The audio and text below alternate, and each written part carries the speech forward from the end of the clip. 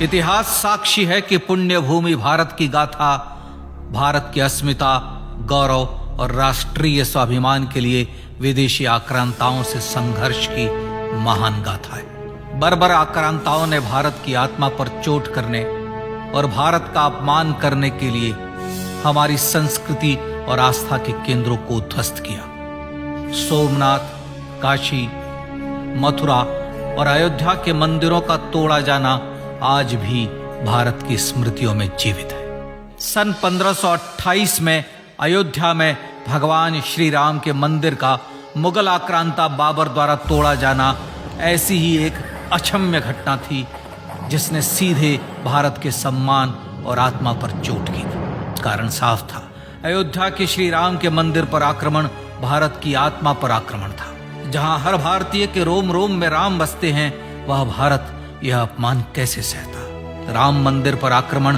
भारत को आहत कर गया था। विदेशी हमलावर अपनी बर्बरता दिखाते गए और भारत अपने आत्मगौरव को फिर से पाने के लिए संघर्ष करता रहा।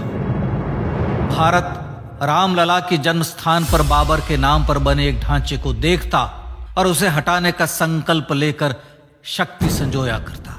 हिंदू समाज आत्मसम्मान के रण में डटा रहा और लगातार हमलावरों द्वारा बनाए गए बाबरी ढांचे को हटाने के लिए लड़ता रहा। सरयू कई बार रक्त से लाल हुई।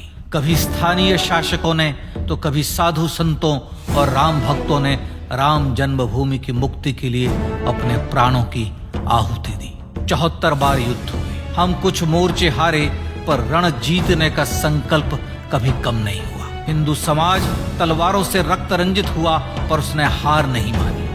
उसका संकल्प अजेय था।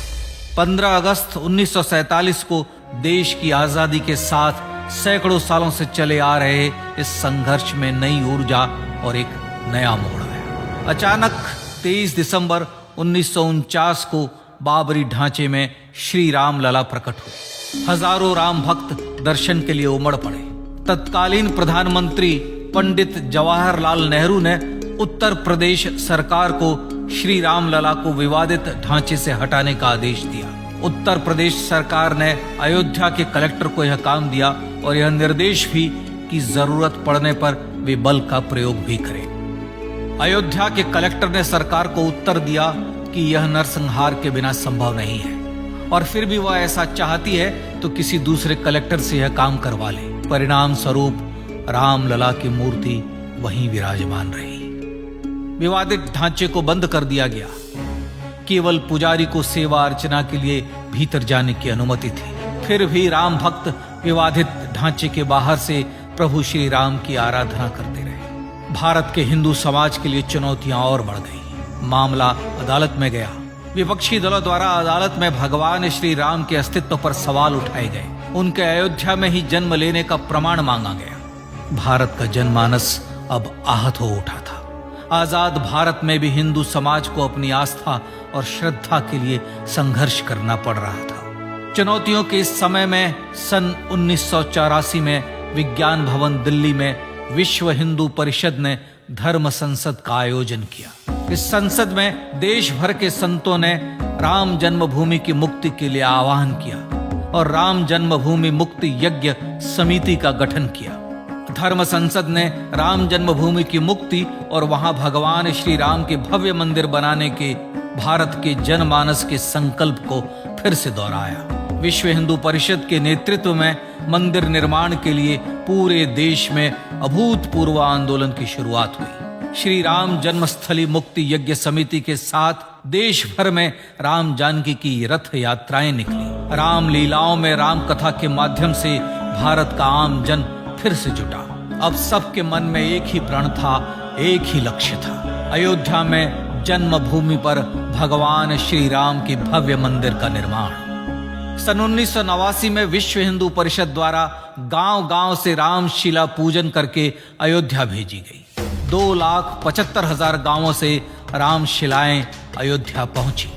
भव्य राम मंदिर के शिलान्यास का निर्णय हुआ। पूज्य संत महात्माओं और हिंदू समाज के अन्य प्रमुख नेताओं के निर्णय के अनुसार अनुसूचित जाति के प्रमुख नेता श्री कामेश्वर चौपाल ने 9 नवंबर 1989 को मंदिर निर्माण का पहला पत्थर रखा। राम जन्मभूमि पर मंदिर निर्माण के लक्ष्य की पूर्ति के लिए सन 1990 में सोमनाथ से अयोध्या के लिए श्री लाल कृष्ण आडवाणी ने रथ यात्रा की शुरुआत की। देश में जन भावनाओं का ज्वार उमड़ने लगा। श्री लाल कृष्ण आडवाणी के रथ यात्रा के साथ साथ मंदिर के लिए जन समर्थन बढ़ने लगा और छद्म सेकुलरवाद बेनकाब होने लगा। इस जन आंदोलन को रोकने की तमाम कोशिशें हुई पर सब व्यर्थ हुई। विश्व हिंदू परिषद ने देशवासियों से अयोध्या में जन्मभूमि पर मंदिर निर्माण के लिए 30 अक्टूबर और 1 नवंबर 1990 को कार सेवा का आह्वान किया। परिणाम स्वरूप लाखों राम भक्त कार सेवा के लिए देश के कोने कोने से अयोध्या आए। इससे देश की एकात्मता का विराट दर्शन हुआ। कार सेवकों को रोकने के लिए उत्तर प्रदेश के तत्कालीन मुख्यमंत्री श्री मुलायम सिंह यादव ने अयोध्या में परिंदे को भी पर न मारने देने की घोषणा की। स्थितियां गंभीर हो गई। अयोध्या से 100 200 किलोमीटर दूर रेलगाड़ियां रोक दी गई। अयोध्या युद्ध भूमि बना दी गई। मार्ग बंद, रेल बंद, चप्पे चप्पे पर पुलिस। अयोध्या सैनिक छावनी में बदल गई। राम नाम पर ऐसी पाबंदी कि अर्थी ले जा रहे लोगों तक को रोका गया क्योंकि वे राम नाम सत्य कह रहे थे। लेकिन सैकड़ों किलोमीटर की यात्रा कर कार सेवक अयोध्या पहुंचने लगे। राम के गीत गाते, होठों पर हंसी और पांव में छाले लिए राम काज के लिए राम भक्त देश विदेश से अयोध्या पहुंच ही गए। कार सेवकों पर गोलियां चली। अनेक कार सेवक शहीद हुए।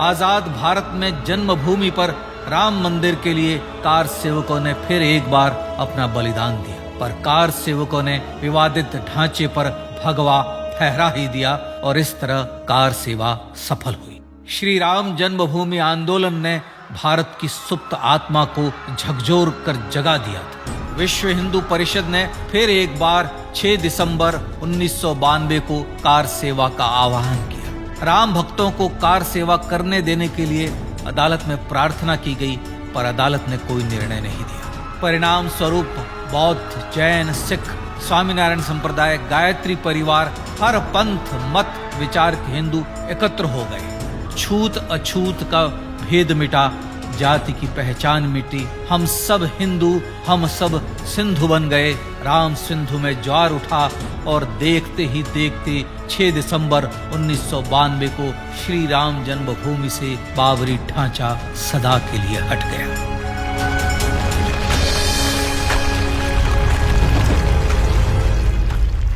यह क्षण शौर्य, न्याय और सत्यमेव जयते का क्षण था।